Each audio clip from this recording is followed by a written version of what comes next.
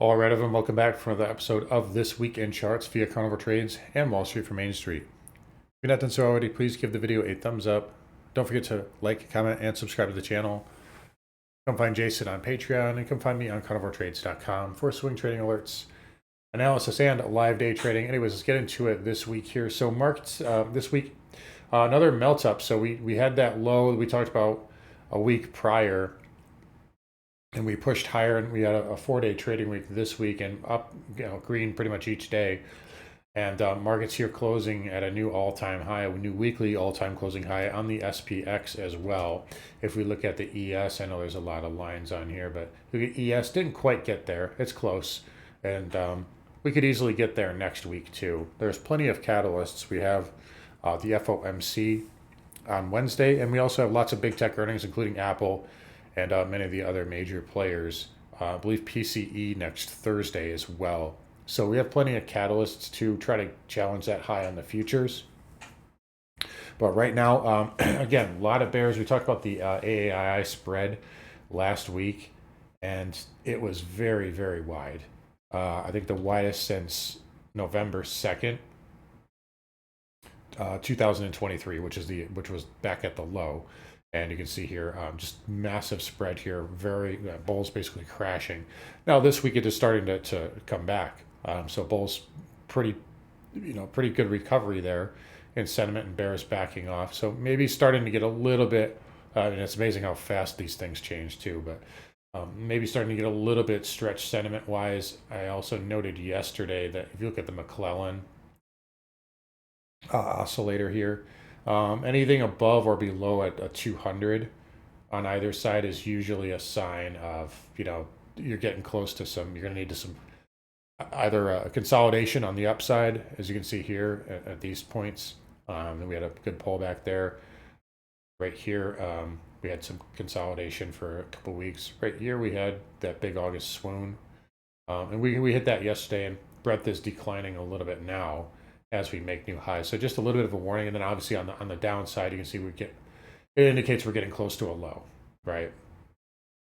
So just something to be aware of. It's not that we're necessarily in huge trouble, at least not yet. I do think we can get through most of the end of the month and just be fine. And markets can still go higher as long as, we continue to have light volume. The volatility has been very, very light this week. And we've had catalysts like Trump came on, and Trump is now like basically the FOMC. If you remember his last presidency, I mean, like he'd say something and, the market would drop 40 points like it's nothing. Then it would rally, 35, in minutes, right? So we're not really having that volatility here. I think a lot of put premiums kind of burned out at the 600 handle. We talked about that on the call side. Remember a few weeks ago that was getting burned out, and now I think those puts, people are trying to short here and go for a lower high and thinking that we were going to have a drop, and we didn't get that. So I think that's why we're pushing up. But we also had BOJ, right? So they hiked interest rates, now the highest since 2008. And, a lot of people this week were expecting the market to crash on that, and that didn't happen. So I think a lot of that was largely priced in. They telegraphed it. That's what they always do. And again, market's still holding up. We are into a little double top, though. A little stretched here. I mean, we're up, what's SPX here? 61.28. Yeah, I mean, we're up like 350 some odd points here since the low on the 13th. So a little stretched. Wouldn't be surprised to see some backing and filling.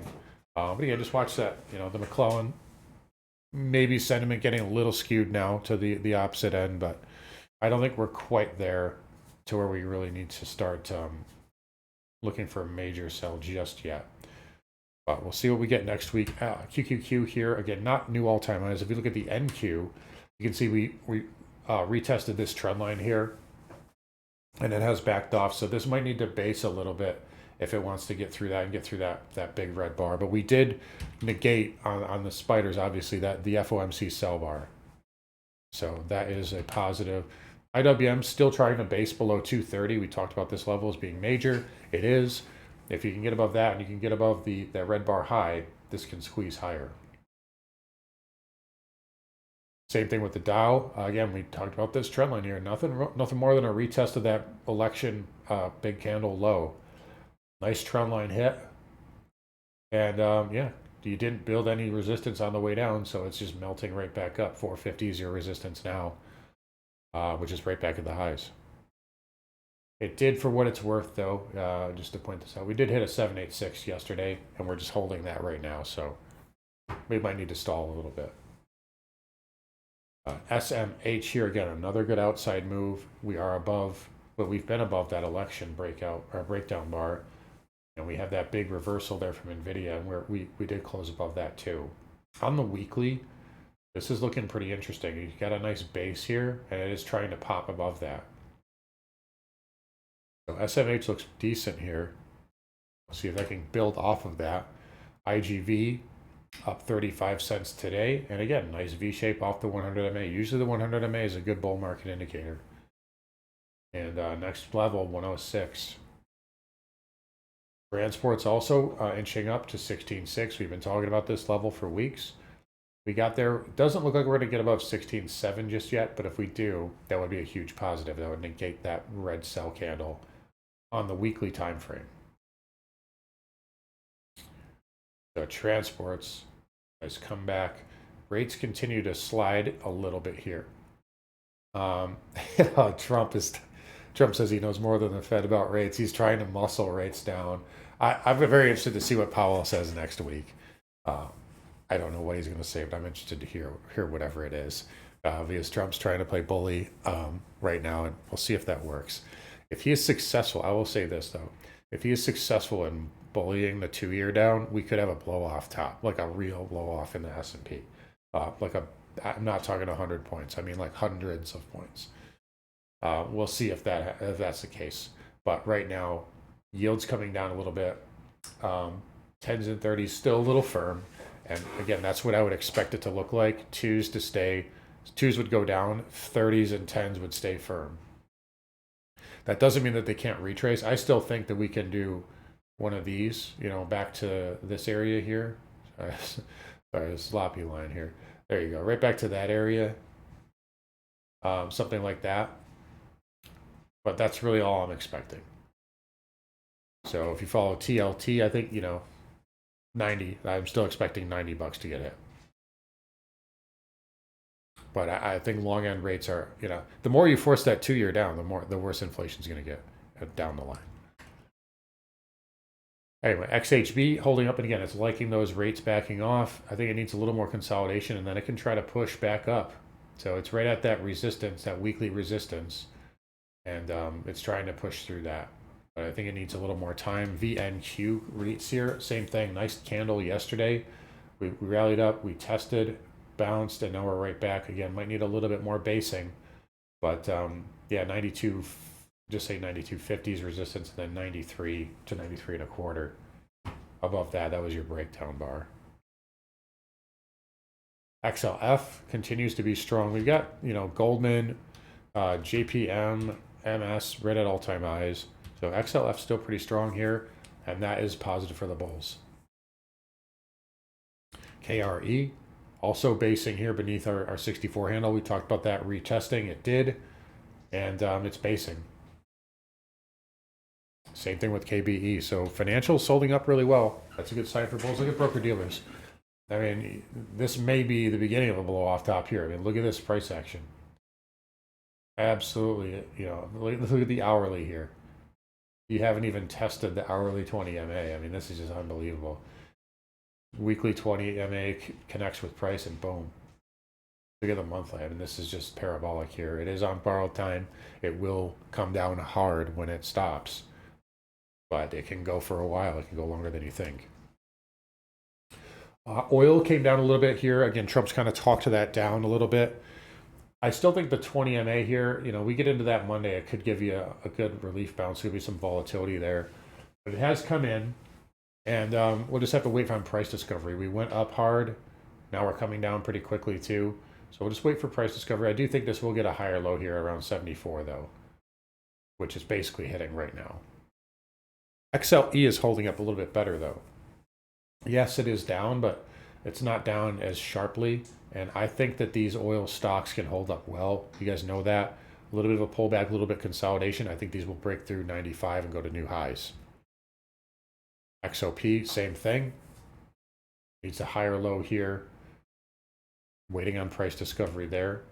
And OIH again, we said that we're not going to go much through 300, and so far that's been the case, at least for now.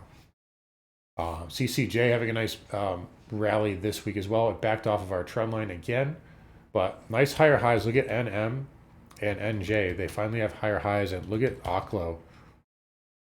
Good consolidation, big move. SMR here near the highs as well. So some of these younger, junior, newer uranium plays are still in a bull market here. Nat gas is still holding up as well. I'm looking at the H contract. That is down a little bit today. I'm interested to see. It looks like the cold front is going to go away here pretty soon, so we'll see how that plays out. It is into backwardation, though. So 336 versus the current, which rolls next week, G. So it's got like 50 cents of backwardation here. So we'll see how that plays out, but it's still in an uptrend right now. I haven't played Netcast in a while. Dollar getting roasted. So we talked about 108. I said if this doesn't hold, it's going down, and it's going down. Right? So 107 to 106.50, I think, is your next level here, and this is helping out emerging markets. Look at EEM, nice rally off the lows. ASHR, this is the Shanghai, FXI, right? Hong Kong. These are all getting bids here. And I predicted that would happen as soon as the dollar came in, and it has. So these emerging markets liking bonds going, liking bond yields going down, and they're liking the dollar come down. You know, the dollar yen today, you know, was supposed to crash the market. It's not really doing anything. So it's kind of priced in there. But dollar index, yeah, 107, 106.50 are your short-term bounce levels. How about gold here? We're very close to new all-time highs, guys. We talked about this. Hey, look. Down, look for a tightening range. That's what we got, and we got a breakout here. So I'm riding my gold swing to 3,000. I already have profits taken on UGL, and we'll be riding this higher, much higher. Silver also building a nice inside bar base as well. So we kind of broke out of the wedge. Nice bull inside bar. It's going sideways. That's what you want. I did reload Sprott here earlier this week, and finally, so platinum getting a little bit of bounce. It's not as strong as palladium though. I really picked it up most probably because of palladium. I like that inside bar pattern on the daily. Got in right around here, and it gave us a nice lift. Higher highs there. If it can get through this, it can get up to like 1050, 1060. So alternate PMs doing a little bit better here, and copper pulling back and holding 425 though. So a little bit of a W bottom maybe on copper. And if that can hold, you could put in a higher low here. It can go, you know, become a WV, which is bullish. Breakout. But copper hanging in there okay. And then we go to Bitcoin. I mean, this is, you know, what can you say? Like, now we got Larry Fink out there talking about he wants to tokenize the whole, every bonds, stocks, everything. We've got Trump putting an executive order for a Bitcoin strategic reserve, even though he has his own coin now. So we did this video, you know, we did the video before this was announced last week.